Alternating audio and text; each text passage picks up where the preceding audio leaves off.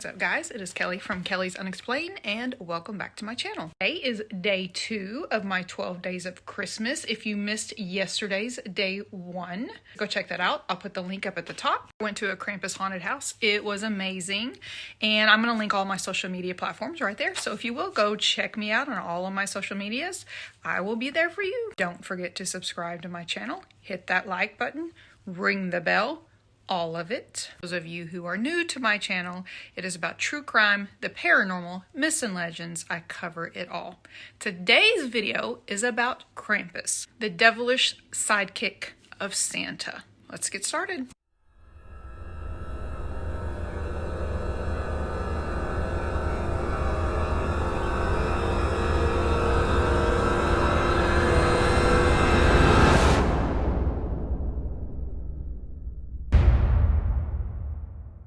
So when we think of Christmas, most of us think of joy, happiness, family.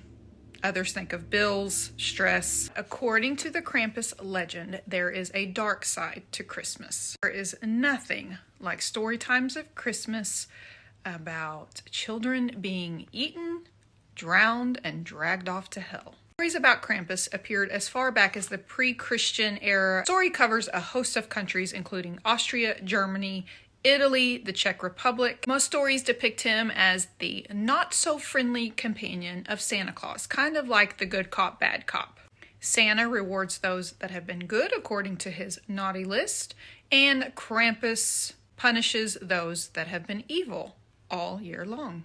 However, it may not have always been that way. There are two distinct time periods where the Krampus story takes place, and they're quite different. So we have the pre-Christian era and then the post-Christian era Krampus. So we have the initial pagan tradition with the Yule, and then we have the post-Christian Krampus. We don't know a lot about the pagan tradition of Krampus because it has been passed down from generation to generation, as well as many religions and cultures have kind of embraced Krampus and embedded it into their own cultures. Pretty much know that Krampus originated in the religion of the pagans, horned deities, but there are a lot of horned deities in different religions, so that's kind of sketchy as well. There is a comparison with Krampus and the Greek satyr. They are both rowdy and rambunctious, but one is more evil than the other. In Old German, Krampon means claw, which would be the original clawed monster. The closest thing that we can draw from with Krampus, with the pre and the post-Christian eras, is the festivals during the pagan time of Yule. During these festivals, men would dress up in animal furs and mask and parade around the square, being a nuisance, kind of being annoying, scaring little kids. Some of these festivals still exist today. Some are pretty scary and others are more humorous, where you have men throwing snowballs at the kids that line the streets during the parade. But all of it is done in good fun. Now, my favorite tradition is the one, it's kind of like an adult trick-or-treating. This popular tradition is called Krampus-The, Krampus Run. I hope I'm saying that right. This is where the men that are dressed up as Krampus, they go from house to house, giving presents, and in exchange for that, they are given alcohol. It's like an adult trick-or-treating with beer and wine. I mean, who wouldn't like that? So when the Christian church came out originally, it was to defy the pagan religions and ceremonies. These festivals were originally not a part of the pagan traditions, but they started these because they were trying to push back or rebel against the Christian church, who were trying to take away their beliefs, their religion, and their traditions. Many believe that this is where Krampus was born. Seen by the church as this very devilish, very evil, very satanic kind of pushback against them, because the church was celebrating Saint Nick, and the pagans were celebrating this Krampus figure.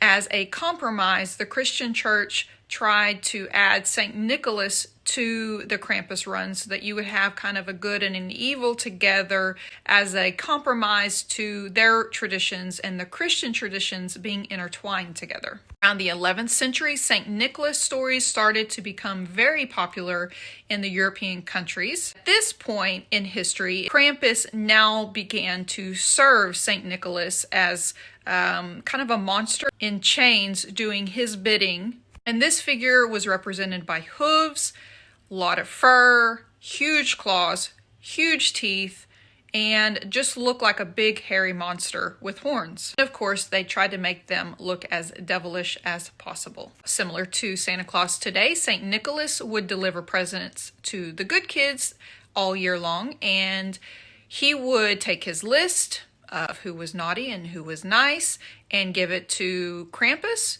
who would take that naughty list and do his punishment. No more Santa Claus delivering lumps of coal for bad kids. He left the dirty work to Krampus.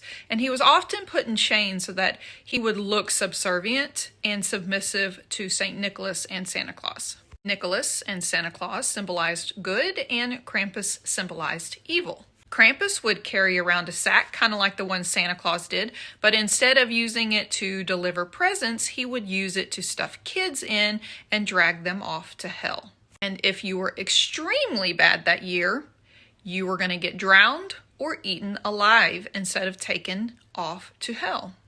I don't know which one's worse. Nicholas Day in traditions was December 6th, and Krampus always appeared the night before, which would be December 5th. So originally, Krampus night or Krampusnacht was December 5th. So Krampus night was the night that the demons and Krampus were allowed to roam the streets, go inside houses, do their bidding, get rid of bad kids, and punish those who had been awful all year long. He got one night to do this. In the 1800s, Krampus could be seen on postcards and candy wrappers. Pictures are rather odd and distasteful because it started to have a sexual undertone to them, kind of a weird, devilish sexual vibe.